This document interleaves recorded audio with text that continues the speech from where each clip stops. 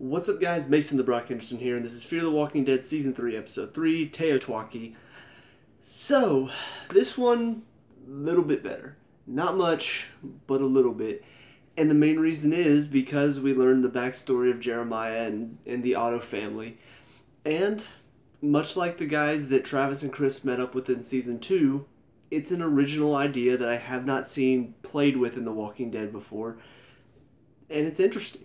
Because those guys last year, last season, it was like we never really seen just a couple of punks who were out doing stupid stuff because they're young and stupid.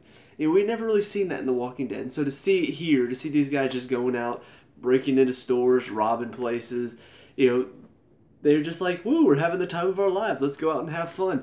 We never got to see that on The Walking Dead. Same thing here. We never really got to see, okay, all these people that are setting up for the apocalypse, they're storing all this food and weapons and everything, they're getting ready for the end of the world. We meet one of them, and because all of a sudden they're right. They're not the crazy ones anymore. Now it's happened. And it's a clever idea. It's something that, it's obviously not a completely unheard of idea. I'm pretty sure I've seen this somewhere else before, but it's not done in The Walking Dead. And so to see, everybody came to him because it's like, you have all the food, you have all the weapons, and you have the means to survive, so we're going to go see you. And so, sure enough, everybody sort of buys into his philosophy. They start getting all this food and weapons stored, and so we see near the end of the episode, he shows Maddie, look, this is all we've got. And he, turns on a light, and it's like, lights just flash on at least 100 yards down. And so, I don't know, I like this idea. I hope they do something original and interesting with it and don't just take it into some, oh, Maddie sees this as an opportunity to take over this place and rule. Because that's just typical of our main heroes. So, yeah, a few other things we learned about them. Maddie is being forced to watch some of his videos that he made whenever he was planning for the end of the world. And so she goes and gets, I guess, some outtakes, some bloopers, I don't know where she finds this video, but she starts watching, I guess, some deleted scenes. And so we see, he's yelling at his wife because she's not doing something right, and she's smoking, and apparently she was a drunk as well. And so they're just arguing, and then little Troy starts crying, and he's like, Jake, take care of your brother. And so they're just all arguing. You can see it's a very dysfunctional family. And so, I don't know, they're kind of giving a little bit of backstory into why the Ottos are this way. Why is Jeremiah so protective of Troy? Why is Troy a little bit crazy? Why is Jake, wanting to stop Troy, but at the same time finds himself unable to really stop him? You can kind of see most of that in that little video. And so I think they did a very good job of that. But that's about where my enjoyment of this episode ended, because the rest of it was either just weird or just not good. First of all, we see them sort of getting interacted with at the beginning, and all these people, of course, are looking at them with some suspicion. It's like, oh, the new people, who are they? But one of my problems with this is I understand the suspicion, but there are people that are just straight up rude to them. And even though, yes, our main heroes are rude themselves, there's no real reason for the random people around. This one guy's like, freeloaders. Like, dude, they've been here one day. How can they be freeloaders if they've only been here one day? They haven't even had a chance to do anything to make up for what they've been given. It's not like they've been here for 5 weeks and they haven't done a thing. So how can you call them a freeloader? It's just little stuff like that where it's like the show writer's like, oh, we need to make sure people know that they're not wanted there, so we're going to make sure people are very, very mean to them. But then one girl whose father was very outspoken about we need to find out who shot down our plane, our helicopter. She invites Alicia out because apparently they have this Bible study.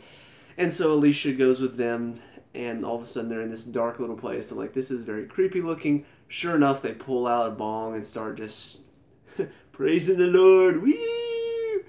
It's very out there. And then the weirdest thing of all, the girl pulls up this lid on this barrel and pulls out the head of a walker, and apparently this is Jeff that she was talking about earlier. And so they start asking him all these questions, and just so ask Jeff something, and she's like, hey Jeff, what do you think of the autos? Well, Jeff doesn't really like Troy. It's like, what is going on? Like, can you people not write normal characters with just some strange quirks? Do you really just have to write everybody that they meet has to have some sort of weird thing about them that just makes them a freak? You know, I don't think we've met one set of people that I'm just like, oh yeah, that's normal. You know, like I said, this guy prepared for the apocalypse, that's normal. The two guys that Travis and Chris met last year, just a couple of punks out for a joyride, that's normal. These people are not normal. The people that Nick and Luciano were with last year are not normal. And this show just treats it like, oh yeah, you're out from the apocalypse, this is what people would be acting like. They'd have the head of a friend hanging out and be like, hey, look, let's talk to him. Yay! Hey, Jeff, what do you think of life? That's some really deep shit. I mean, it's just like, why do you think this is something that would happen? You know, like, why does everybody on your show have to be a sociopath? So yeah, that whole scene was weird. It does try to delve a little bit into Alicia and how she's feeling right now because, you know, the whole killing a guy and then seeing Travis get killed in front of her. Clearly she's dealing with some stuff. But they ask her at one point, you know, Jeff wants to know, what are some of the bad things you've done? She's like, I killed a man. And like, how did you feel about it? She's like, it was easy. And so they try to give a little bit more depth on Alicia, but honestly, I don't know. It just seems like that one line was all we really got out of it, was killing the guy was easy, and then that was it. They never really delved any more into that. So I was just, I don't know, overall I was really disappointed with that scene because once again, some people who seem normal are not normal. And then what should have been a little bit more of an in-depth look into how Alicia's doing psychologically right now turns into just one line. So that whole scene was kind of wasted. We see Nick is invited out by Troy, even though Maddie just told Nick and Alicia stay away from Troy.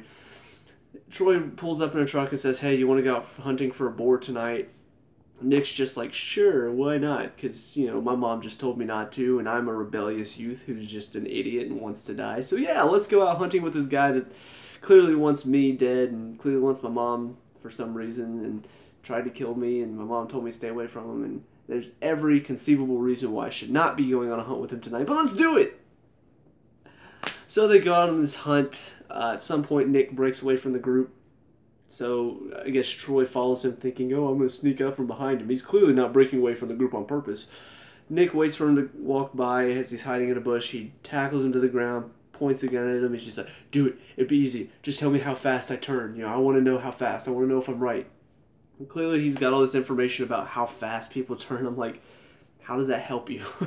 You know, because he, once again, it's like he thinks in his mind, oh yeah, I'm doing something, I'm trying to figure this out. It's science. I'm trying to figure out why people turn. I'm trying to figure all this out. I'm like, dude, you've got no medical experience. You've got nothing in your little turning thing that lets you read a body, like what the body is doing when they die. All you're doing is just looking at them as they turn. It's like, that's not really experimenting. That's not really science. That's just doing something and observing it.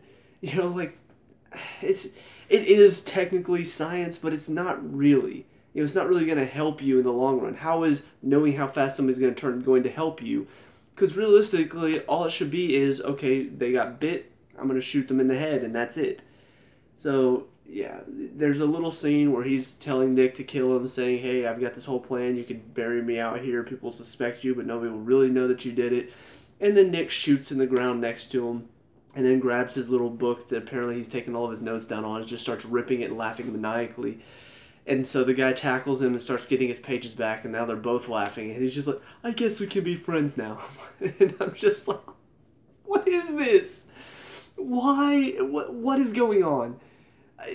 Nick all of a sudden just rips the pages out and he's laughing like a maniac, and then Troy's laughing, and then Troy's like, yeah, let's be friends, and I'm losing my mind watching this show sometimes. Okay, I'm back. So yeah, after that weird scene, we see Maddie and Jeremiah are kind of connecting a little bit. You know, she's learning more about Jeremiah and his family, learning more that they do have some things in common. You know, her dad was also a drunk, and so his wife was drunk. And so they are starting to figure each other out a little bit more. Maddie's starting to see her family getting accustomed to people inside the compound a bit more. And so whenever they have this mission to go out and check on this plane that apparently went out to scout what's going on, he says Troy's going to be leading it. I need some volunteers. And so if you guys raise their hand, and then Maddie raises hers at the end, and then she goes and sits next to Troy and for some reason puts a napkin in his lap. So I'm guessing she's accepting the role of being his faux mother because, yeah, whenever somebody's insane, the best thing to do is to encourage their insanity. So anyway, all that's going on with them. That's pretty much where it ends there. Strand, meanwhile, it finds a guy named Dante that apparently he and Thomas knew from their old life. Apparently this guy is giving water out to people. They're buying it, giving them trinkets and such. So, he's running the whole water business at this dam.